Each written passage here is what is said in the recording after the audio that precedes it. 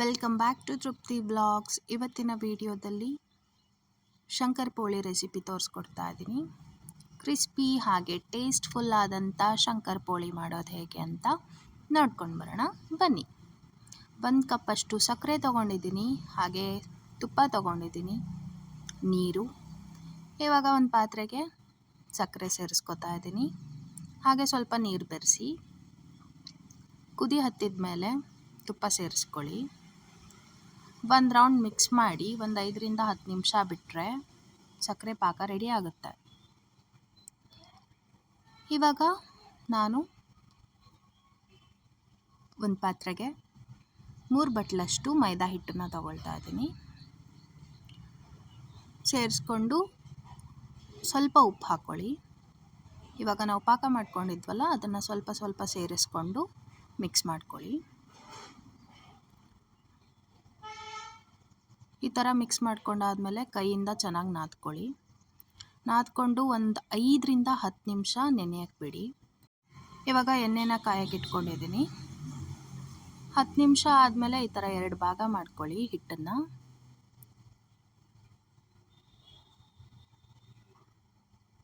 ಈ ಥರ ರೌಂಡಾಗಿ ತಟ್ಕೊಂಡು ಚಪಾತಿ ಮಾಡ್ಕೋಬೇಕಾಗತ್ತೆ.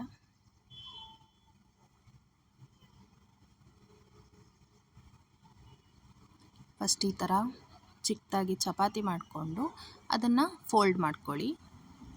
ನಾನು ತೋರಿಸ್ಕೊಡ್ತಾ ಇದ್ದೀನಲ್ಲ, ಆ ಥರ ಫೋಲ್ಡ್ ಮಾಡಿಕೊಂಡು ಮತ್ತೆ ಚಪಾತಿ ಮಾಡ್ಕೋಬೇಕಾಗತ್ತೆ.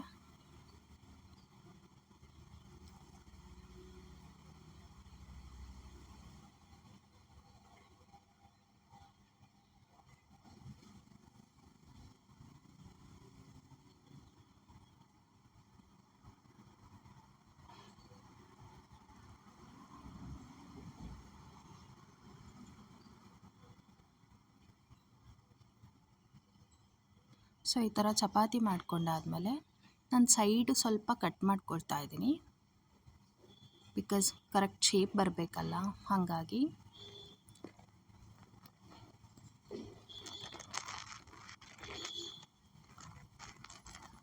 ಇವಾಗ ಈ ಥರ ಕಟ್ ಮಾಡ್ಕೊಳ್ಳೋಣ, ಲೇಯರ್ ವೈಸ್ ಕಟ್ ಮಾಡಿಕೊಂಡು.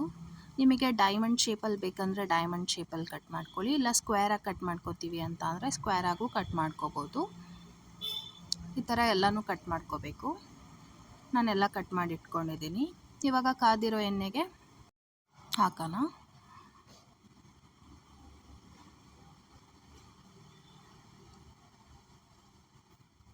ಸೊ ನೀವು ನೋಡ್ತಾ ಇರ್ಬೋದು, ಫ್ರೈ ಆಗ್ತಾ ಇದ್ದಾವೆ.